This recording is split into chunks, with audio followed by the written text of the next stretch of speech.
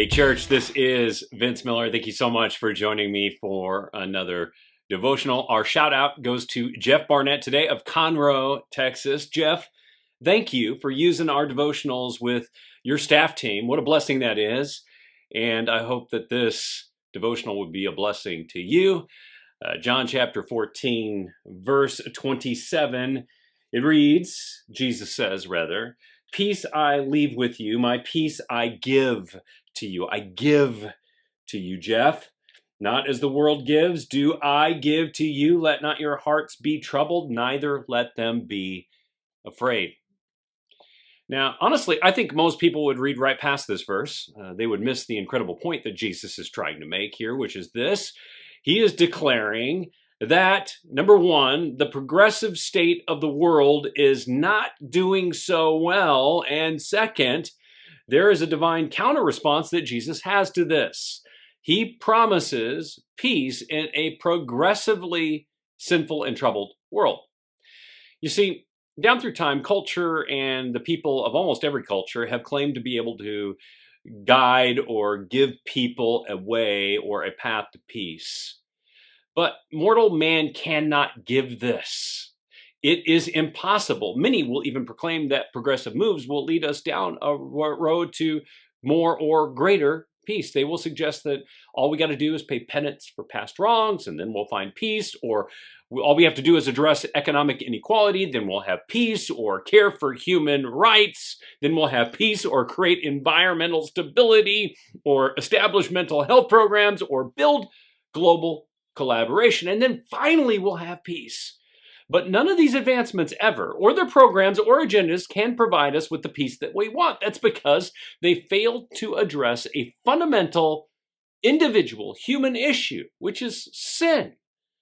Because note this world is ruled by the evil one, and mankind is always progressively getting more sinful and evil. But here's the deal. Jesus can address human sin. In fact, in a few hours in our story here, that's exactly what he's going to do. He's going to address the sinful human condition.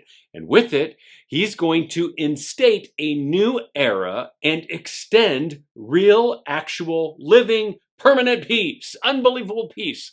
But for this to happen, he's going to have to leave them for a while. And he knows that this is going to trouble his disciples, and that they're going to have to hang on to the promise that he gives them here, which is a promise of real, actual peace. And as we continue reading, you're going to notice the peace sandwich that I'm referring to today, that Jesus is going to let them chew on for a while. Because note this, he leaves them with peace right here, but when he returns, the very first greeting he's going to give them after the resurrection is a promise of peace. He's going to say multiple times to them when he returns, "Peace be with you," which in essence is really a peace sandwich that Jesus gives to them. Peace before the trouble, and even after the trouble, the reminder that he gave them already a substantial gift that should be with them all the time, even before and in the middle and after trouble. Peace. So today, if you have trouble in this life, I want you to know that there's only one who can give you peace. It's Jesus. To receive it, you have to believe that he provided it through the means of his death and resurrection. And then once you accept it, you have to cling to the guarantee that he has given it to you. And this is not rejecting the reality of this fallen world, nor is it positive self-talk that attempts to ignore the negative consequences of sin.